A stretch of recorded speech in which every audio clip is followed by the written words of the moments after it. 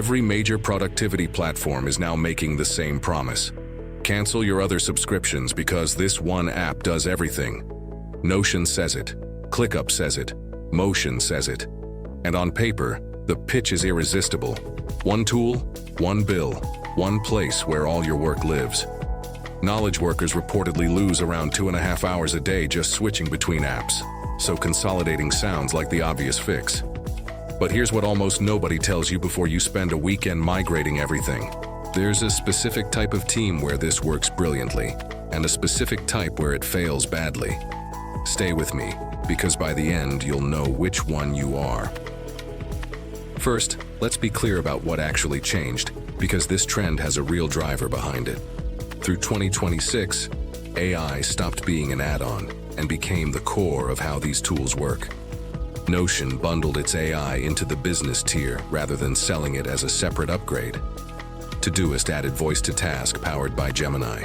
Slack, Zoom, ClickUp, and the major suites all ship AI summaries, drafting, and assistance as standard features now rather than premium curiosities. And that shift enabled the consolidation pitch. Once a platform can understand your text, summarize your documents, and generate tasks automatically, it becomes plausible to argue it could handle jobs that previously needed specialized tools. The productivity tool market reportedly hit over $80 billion, so the incentive to own your entire workflow rather than one slice of it is enormous. So let's look at the actual contenders and what each is genuinely good at. Notion's core strength is flexibility. It's essentially a blank canvas with databases underneath. You can build almost any system you can imagine, and people build extraordinary things with it. Wikis, project trackers, CRMs, content calendars, all in one workspace. That flexibility is also its weakness, and this is the honest trade-off. A blank canvas requires you to design the system, which means someone has to spend real time architecting it. And if that person leaves, nobody else fully understands how it works. Reviewers consistently note that tools requiring heavy setup and constant configuration rank lower on daily usability than tools that work well immediately. ClickUp goes the opposite direction. Rather than a canvas, it gives you an enormous number of built-in features. Task management, docs, goals, time tracking, dashboards, all pre-built. The trade-off there is the mirror image. You don't have to design it, but you do have to navigate it. New users frequently describe feeling overwhelmed. When every feature is visible, finding the 3 you actually need takes work, and teams often end up using a fraction of what they're paying for. Then there's Monday, which reviewers frequently pick specifically for custom workflows and visual task boards. Its real differentiator is automation, cutting down repetitive manual steps, which is where a lot of the genuine time-saving lives.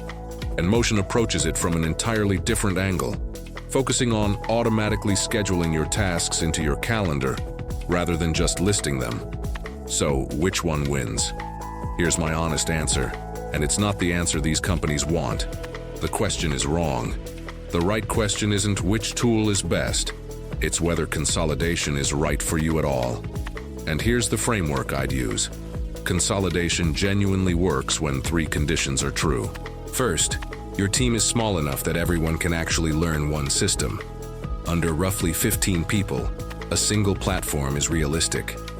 Beyond that, different departments have genuinely different needs, and a one-size platform starts creaking.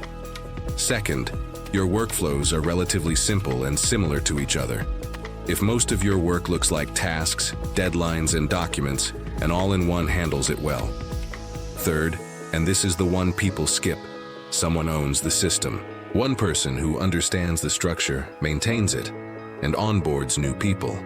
Without that, consolidated tools decay into a mess within months, and a messy all-in-one is far worse than 3 tidy specialized tools. Now here's when consolidation fails, and this matters more. It fails when you have one workflow that's genuinely specialized. Video editing, design, complex financial modeling, engineering work. The all-in-one version of a specialized tool is almost always noticeably worse than the dedicated one.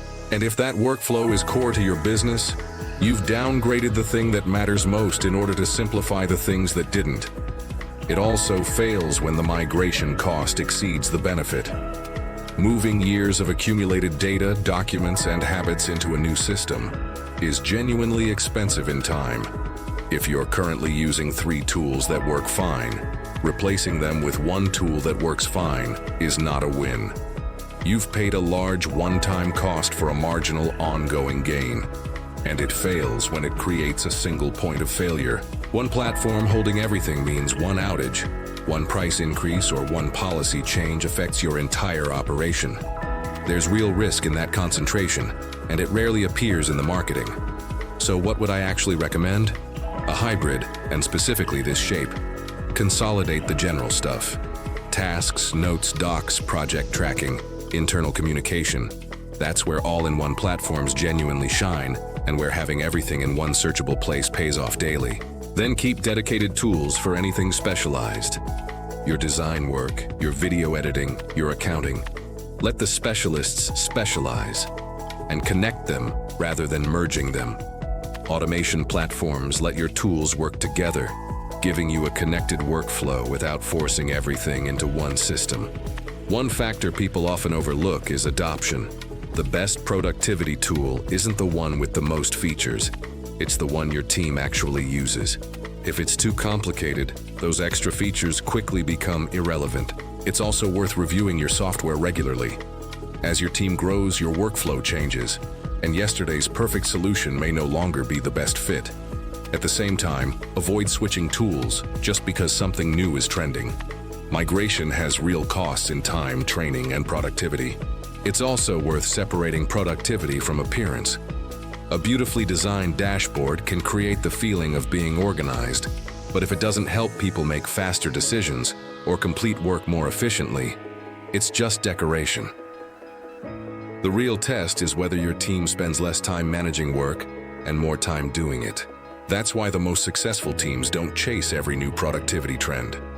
They build simple, consistent systems, improve them gradually, and only change tools when there's a clear business reason, not just because a new platform promises to do everything. Over time, that disciplined approach usually delivers better results than constantly starting over with the latest software. One last practical point on pricing, and this is where a lot of people get caught. Compare total cost honestly. All-in-one platforms often look cheaper because you're replacing several subscriptions, but check which tier you actually need. The features being advertised are frequently on a higher plan than the headline price, and per-seat costs multiply fast as a team grows. Run the real number for your actual team size before you commit, because I've seen consolidation increase costs rather than reduce them. Here's the thought I'd leave you with. The 2.5 hours lost to app switching is a real problem, but the cause isn't the number of apps. It's poor integration and unclear systems, and you can fix that without a migration, by connecting what you have and deciding clearly where each type of information lives.